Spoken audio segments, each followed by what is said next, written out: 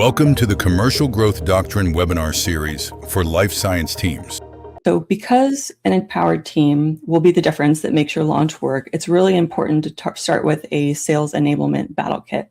So this isn't a brand style guideline or materials. It's really a tool for effectively communicating with your clients and potential clients. So it's things like a transition talk track. For the first part of any call that you have coming out of this transition, you need this as your elevator pitch to fully explain the story of what benefit is being offered to your potential customers or current clients.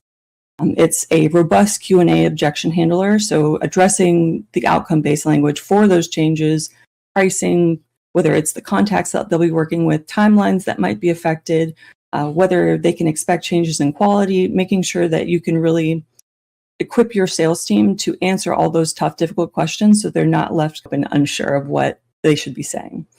And also the why us slides. So the reasons to believe, the things that are backing up everything that your sales team might be reaching objections on. So making sure that those clients or potential clients really know that you're the right partner to work with. And finally, the start of the new success stories. So we use customer input to create these new systems and make a more effective and useful offering. These things will help build out your additional success stories and show how customer focused they are as well.